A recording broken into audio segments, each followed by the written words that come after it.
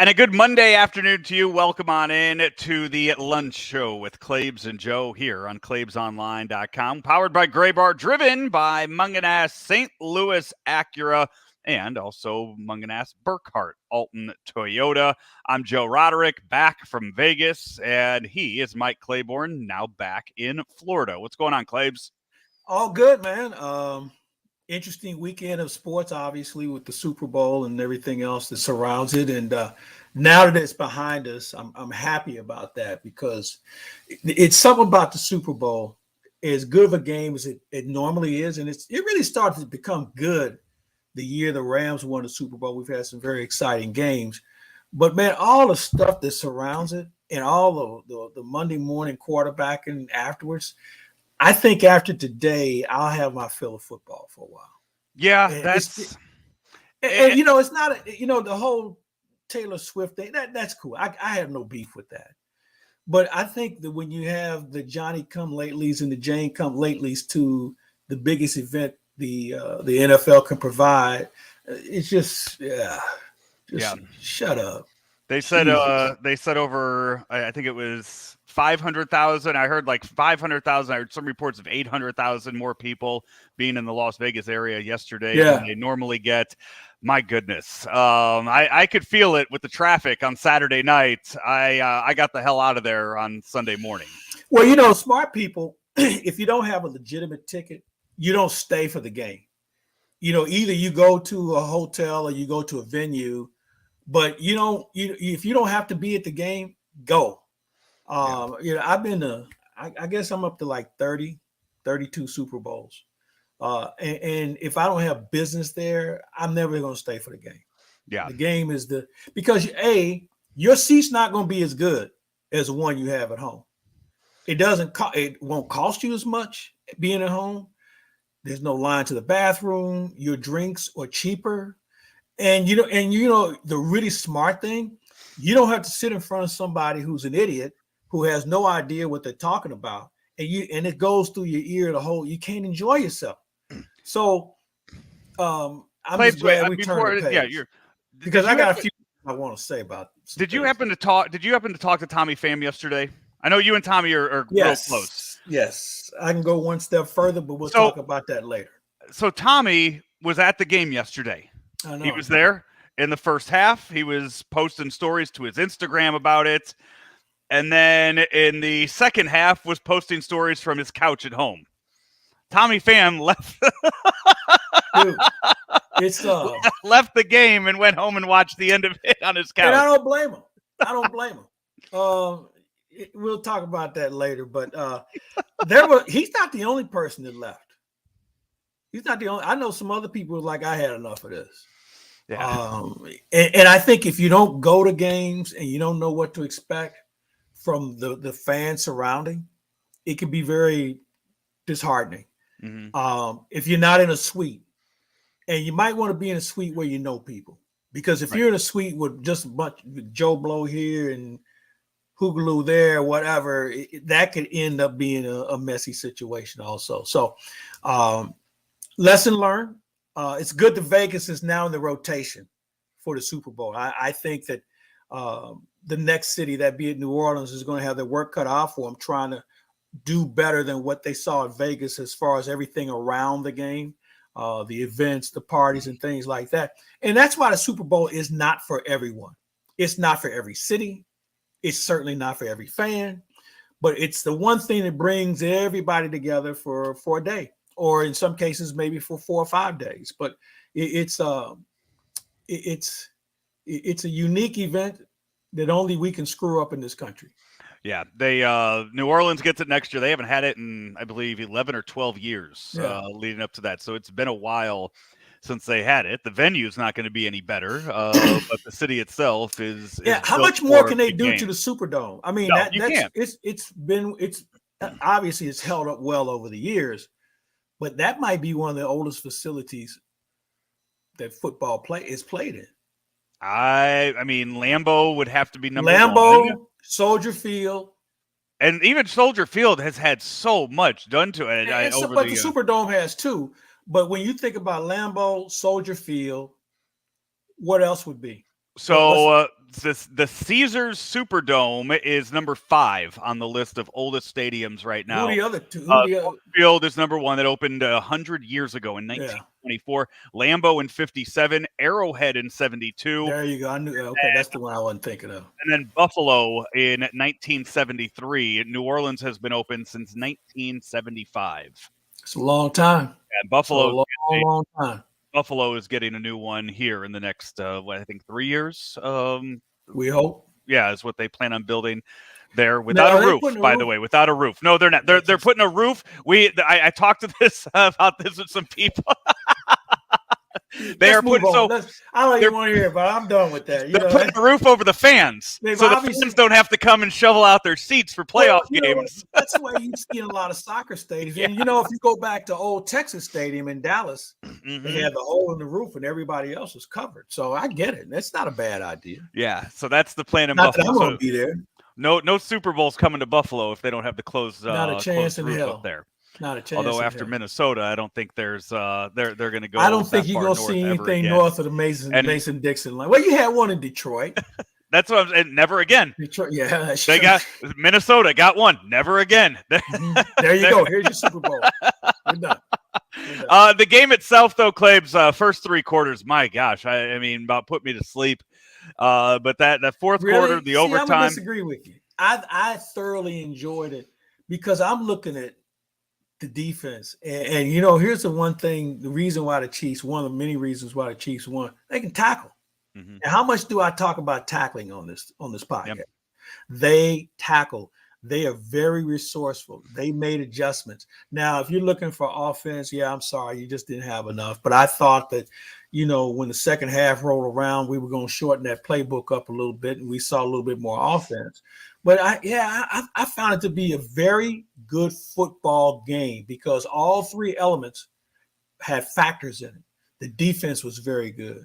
The offense made plays when they needed to, and special team play. Hey, you make the extra point, the game's over with. You're not even going into overtime.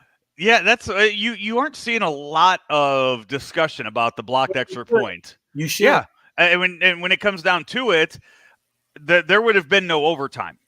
No. Yeah, the Chiefs still could have won. The Chiefs still could have won that game. They could have scored a touchdown. They that final drive in those final 2 minutes, I'm sure the Chiefs would have gone about it a whole lot differently, more aggressive to get a few extra shots in the end zone, and probably would have pulled out the plays they pulled out when they were on the goal line in the overtime. But yeah, I don't think there's a lot being talked about with that missed extra point. All right, I got to touch on something. Had a friend ask me something earlier today about the Super Bowl. And they asked me, he said, what is it about the Super Bowl that makes everybody, the most stupid people in the world come out of the woodwork? And then I said, you're stupid? He said, yeah, and clueless as well. And I got to thinking, and there's this one play that I think kind of lit the fire. And I realized, yeah, you're right. And it's the play where they show Travis Kelce blowing up on Andy Reid on the sideline because he wasn't on the field. Okay. Yeah. And everybody made a big deal of it. And obviously, apparently social media has made a big deal of how dare he do that to him. Did anybody watch the game on Christmas Day? And I know we have a clip of it. The game on Christmas Day where Kelce had a tantrum and threw his helmet. And remember, Andy Reid took the helmet away from him. And as Andy Reid admonished him, who did the bumping then? Yeah. And maybe we can show that at some point. And my thing is this. Shit happens. It shows that when people have no idea about how the game works and all the heated things that take place, and you can pick the sport. I'm not just talking about football, but the camera just happened to be on them. These things happen all the time. Right. It's part of the game. You have people who get emotional. They want to contribute. They want to do things to help the team win. It's not always about being selfish. And sometimes the only way they can convey that is being emotional, getting in a coach's ear, getting in a coach's face. You don't think coaches go back to players and air them out as well? Yeah. This clip, it looks familiar. Looks like it could have been from last night, but no, that's the it was Christmas Day that you're looking at. That is Andy Reid in the ear of Travis Kelce during and then he gave him a bump. He gave him a shoulder bump. So, we make all of this out of nothing.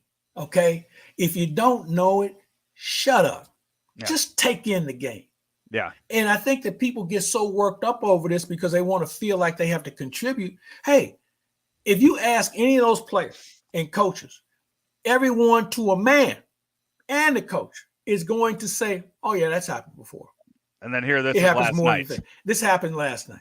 Yeah. So you see, he's giving it back to the coach, but the coach was giving it to the player. They both made contact. Yeah. So I'm trying to figure out where there's a disconnect here. So for people who don't understand, don't say nothing. Just shut up. Don't make yourself seem inept. Okay. Yeah. Enjoy the game.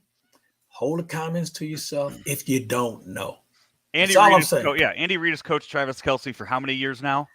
A long time. Exactly. His entire career. If you don't think that they both know how to get the best out of each other at this point, then it's all sports, as you said. It's every single sport you see it. And I've even seen coaches go. I remember Phil Jackson coaching the Bulls, and the Bulls are getting run out of the building. This is with Michael. And Tex Winter, God rest his soul, one of the greatest basketball coaches ever, created the triangle offense. They call a timeout, and Tex went up to Phil and said, hey, when are you going to start coaching? And Phil just looked at him. He said, yeah, you. They gave you the job as head coach. Why don't you start fucking coaching? So coaches have these moments too, as do players. But for people who don't know, how about this? Ask somebody, hey, does that happen all the time? It does. Oh, I didn't know. Well, see, now you seem a little smarter. So I got to get out of my chest on behalf of a friend, who was mystified that people found this to be so unusual, and they want to take a side. If you don't know, don't say it. Just chill. You'll have to comment on the actual broadcast of the game, Claibs. I watched the Nickelodeon version of the game last night, so I did not get Jim Nance and Tony Romo. I got Noah Eagle, Nate Burleson, SpongeBob SquarePants, and Patrick Starr as my commentators of the game. Here's what I did. I could only take so much of the TV. So I switched over to Kevin Harlan and Kurt Warner. And if you haven't heard Kevin Harlan's call of the game winner, then you were missing out on true epic play-by-play. It's the best. It's one of the most memorable calls I'm going to ever remember. Friday on Radio Row, I'm sitting there between interviews, just kind of hanging out. And about 2 tables behind me, I hear a loud, booming voice doing an interview. And the second I heard it, I was like, oh, there's Kevin Harlan making his way around Radio Row. Just undeniable to hear his voice and know exactly who that is. He is the best. And so I tuned in on the second half. I couldn't take it. And I'm not saying that these guys, Tony and Jim Nance, are awful or anything. It's, I mean, I will say this. I thought Tony Romo was as prepared as I've heard him in a long time. Yeah. But I thought Kurt Warner and Kevin Harlan really inhaled what was going on. So I enjoyed it. I understand the SpongeBob thing, and you're not the only person who's told me that they watch a portion of the game via the Nickelodeon route and found it to be reasonably entertaining because the NFL, their marketing, they do a lot of things right compared to the things they do wrong, but they know they better go out and start finding some younger fans. Yeah. And now they really pushed the flag football concept to get people engaged at an age where maybe they continue, but if not, they're going to continue to be fans. So it's an ingenious idea that they've been able to undertake, and it certainly has become profitable for them, and certainly it's going to be profitable for them gaining new fans along the way. And Noah Eagle, the son of Ian Eagle, and Nate Burleson, who does a great job on the CBS pregame show, who are usually, extremely professional, well prepared. You could tell they were just having a blast. Why not? It was just they got to just enjoy the hell out of themselves, knowing that they got to break the game down to such a simple, fun level. in it. One more story, Claibs, from last week that I think that you'll enjoy. You're familiar with the longtime radio guy Tony Bruno, right? Yeah. Out of Philadelphia. Tony and I go way back. All right. He reinvented himself so many times. I'm glad you mentioned that, because that'll make you enjoy this story even more. So last Tuesday, I'm getting on the bus coming back from the media party, and I'm sitting just in my seat. Some guy I did not know sat next to me. Still don't know who he was. Behind me, there is some guy from Yahoo Sports and some kid, and the two of them just decided they needed to talk and become fast friends. And the young kid apparently was an intern for Tony Bruno, working out of some college in Florida. And he was telling this guy from Yahoo about, oh, yeah, I'm here doing this with Tony Bruno, that with Tony Bruno. And he goes, maybe you've heard of him before. He's been doing radio since the early 2000s. To which he was talking so much, I guess the guy next to me had enough of it and just turned his head and just goes, 90s. And just that's how long I've known him. Tony and I just turned back and didn't say a word the rest of the ride. He is, and I really admire what he's been able to do with regard to his career. I remember he and I were at a conference, and we ended up playing golf together. Excuse me, and a delightful person, bellowing voice, really has a feel for the room. But if you go back to the early days of ESPN radio, he was one of the mainstays. And I know he's from Philly. I assume he's back in Philly. I have not heard from him or seen his work or heard his work in a long time, but I do remember him as being one of the linchpins on creating legitimate sports talk radio back in the day. Well, according to his intern, he's got a whole network of things going on right now. So, but I mean, the intern didn't even know who his boss was. So I guess not sure how up to speed he is on the company that he's working for. All right, we are going to take our first break here on the lunch show with Claibs and Joe. And Claibs, when we come back, we're going to be talking spring training. You're down in Florida. A whole lot of other media members have made their way down to Florida. And, well, you've been there for quite some time, thanks to Munganass Burkhardt Alton Toyota and the nice Highlander. Let me do this. I'll send you the pictures while I'm thinking about it, because I meant to send them to you earlier. Yeah. This vehicle is the cat's meow, trust me, for a lot of different reasons. It gets me around town, up and down the highway when we get on the spring training games and things of that nature. It's nice and shiny. It's got plenty of room. The gas mileage is terrific, especially when you think about the gas prices here in the state of Florida. It's a very nice vehicle for your family, for everyday use. You name it, we're in. All right, we will take a break. And by the way, wrapping up our Super Bowl coverage, you go to claibsonline.com. It's by the way, in front of the page. Yeah. Before we go any further, for those who have not checked out your work during the course of the week, first of all, congratulations on a phenomenal week at the Super Bowl. We were the only St. Louis representatives there. And the fact that you were just all over the place, you had some incredible guests, really grew the brand, but also made the great networking contacts. Kudos to you, my friend. It was a phenomenal job. Absolutely. Looking forward to getting back at it next week in Jupiter. And we will talk about that when we come back right here on Lunch with Claibs and Joe. Let me get this straight. Graybar is a distributor? Yep. For more than 150 years, we supported electrical and datacom projects all over the country. So you can get me products wherever and whenever I need them? Yep. Thanks to our expansive national logistics network. For any industry? Yep. From construction sites and industrial plants to schools, hospitals, and just about everything in between. So you could say Graybar is much more than a distributor? Yep. You could say that. They really do it all. Yep. When you need a hand powering, connecting, or maintaining your operations, join the thousands of professionals who rely on Graybar to help keep them up and running. Yep, Graybar does that. Back here on Lunch with Claibs and Joe, powered by Graybar, driven by Munganass St. Louis Acura. Joe Roderick, Mike Claiborne here with you. And Claibs, our spring training coverage will kick off this week as you've been down in Florida. And now a lot of other people are joining you there. And we welcome the folks from Fast Eddie's Bon Air on board with our spring training coverage. A lot of folks down here. The writers are here. Derek Gould, Katie Wu, Lynn Worthy, John Denton. Benjamin Hockman. Those are the guys that come right off the top. And Jeff Jones. So it's about 5 or 6 writers here, the ones you're going to see on a regular basis. I'm sure local TV will be here soon. For those who are interested, I'll be doing some things with News Channel 5 during spring training, some reports as well. So the gang's all here, and then we'll have the national media roll through from ESPN and certainly MLB.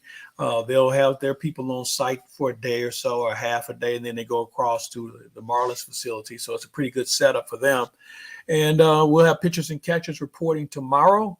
Everybody hits the field on Wednesday, and here we go. And then next week, everybody else will be in, and then I think they hit the field on the 19th. So here we go. And you know what, Joe? It's a unique situation. Because we weren't supposed to be working out of this facility this year because they were going to do some rebuild. Well, that didn't go off as well as it was supposed to. Cost overruns and some other issues came into play. So they had to move everything back into the facility. They had to rewire it. They had to move all the equipment back in, everything, because they had gutted it. They had literally gutted the place. And once they realized they weren't going to be able to get this thing done, moved everything back in. But I was in the clubhouse the other day, and I'm looking at the placards. And I'm like, wow, there's no Albert. There's no Yachty. There's no Wayno. There's no Flaherty. I mean, all the guys that we've been accustomed to talking about over the last, for me, gosh, it goes way back. But my point being, all those guys are gone. So now you see Michaelis, Sonny Gray, Wilson Contreras, Goldschmidt, Arenado. I mean, and then there's Walker and Wynn. I mean, it's a very interesting looking clubhouse with regard to the names of now and the future. Who is, I mean, not counting Matt Carpenter because he left. So who has the longest current tenure in that card? Is it Michaelis right now that has the longest? I believe it is. Yeah. I believe it is. Yeah. Yeah, it's got to be Michaelis. I'm trying to think. I mean, because, he came the year before Goldschmidt. Yeah. Right. So, that's crazy to think that he is your veteran. He is your longest standing, longest running Cardinal at the moment. Not counting Lance Lynn or Matt Carpenter, who went away for a bit. So, what you mentioned the national media coming in. So right now, given the facelift that the Cardinals went over, and knowing just kind of some of what went on with the Marlins last year and what their season looks like this year, who is there more buzz around right now, the Marlins or the Cardinals? Who would you say?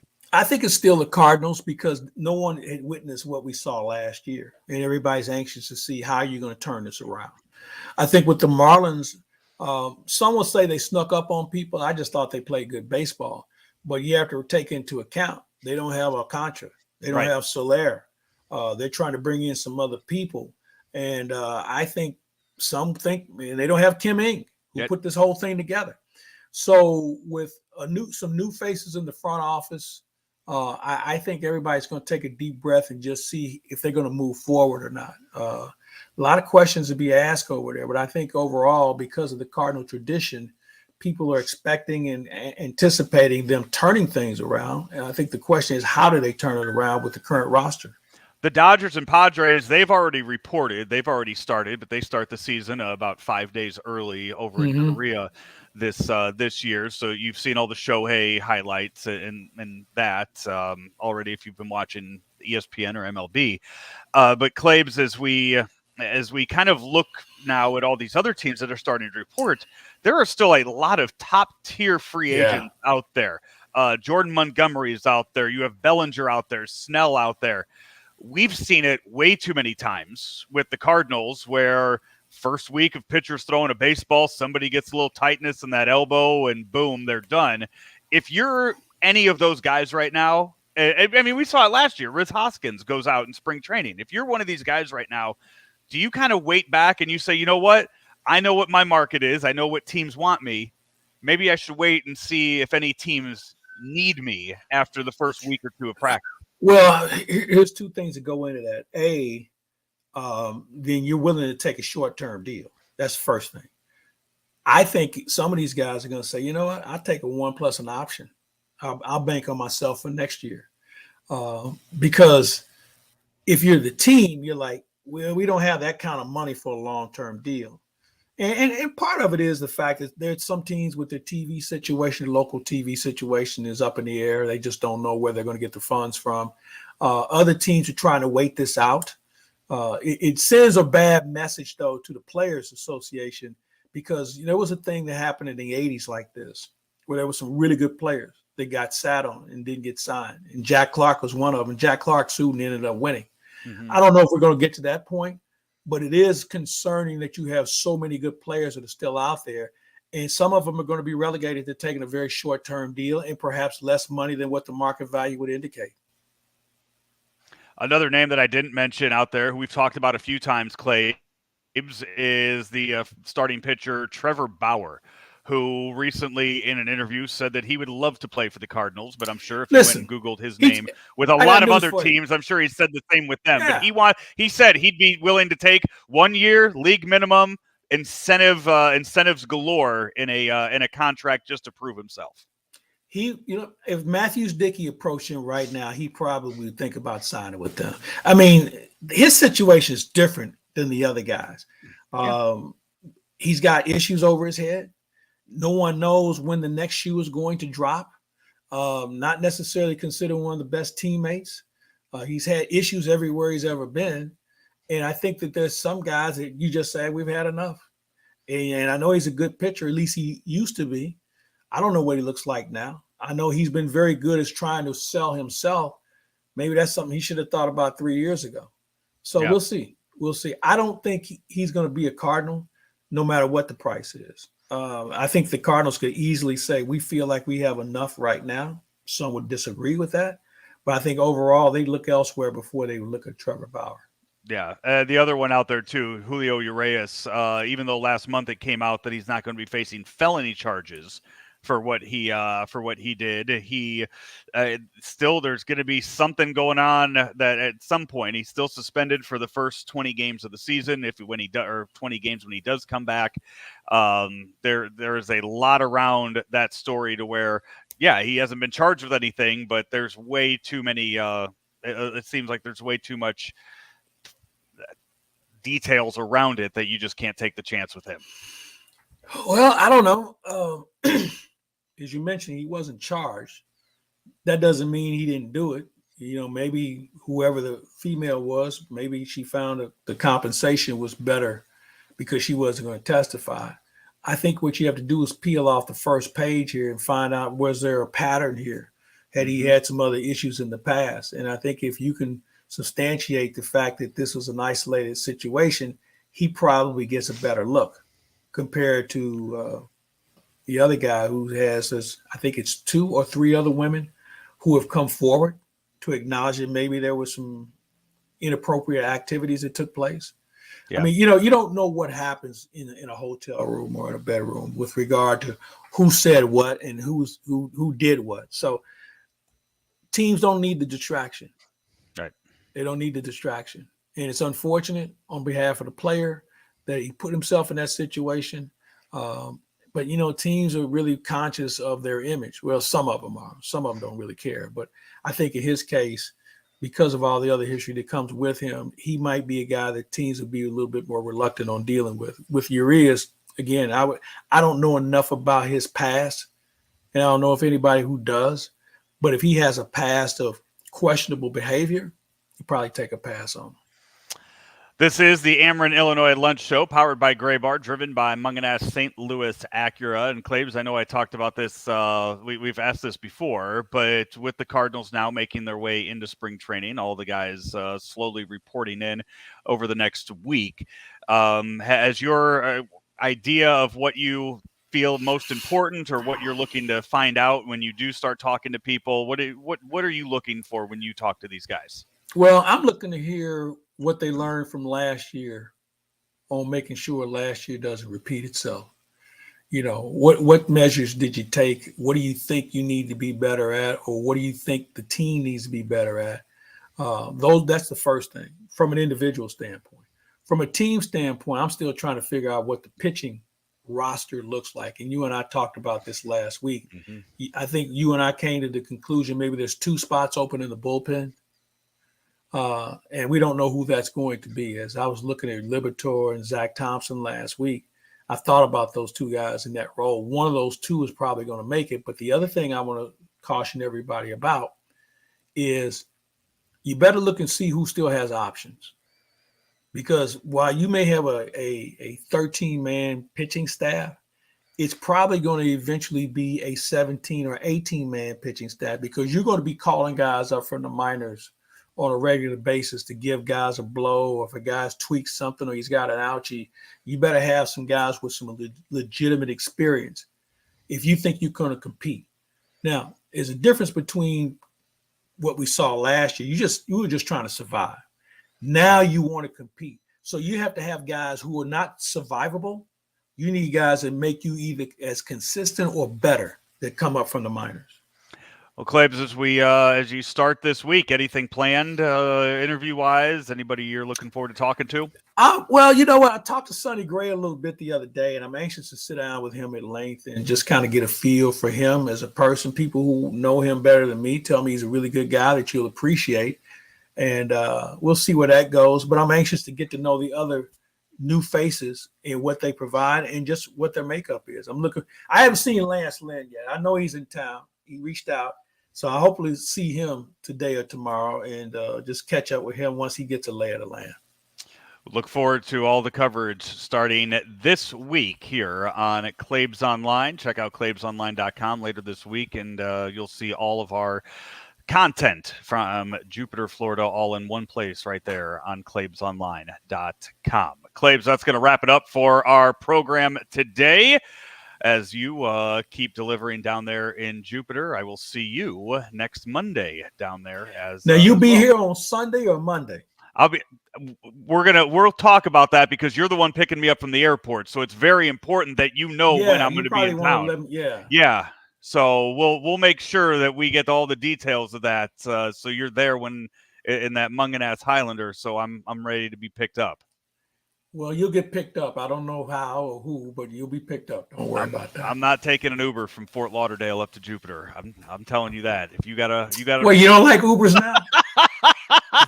Vegas didn't teach you a lesson? I'm done with Ubers for a while after Vegas. Yeah, I'm taking a break from that for the moment. All right. He is Mike Claiborne. I'm Joe Roderick. This has been another edition of Lunch with Claibs and Joe, powered by Gray Bar, driven by Munganass St. Louis Acura, here on Claibs Online. Are you ready for a challenging and rewarding career? There are quality jobs in the construction industry. I got out of college and my career choices were very limited, and this provided me with a plan for the present and the future at the same time. I actually have a bachelor's degree in psychology, and I was making less than I make as a first-year apprentice painter. I didn't go to college. I have no college debt. I make more money than the majority of people I know that went to college. Take your first step towards a rewarding career. Visit stlouispdf.org.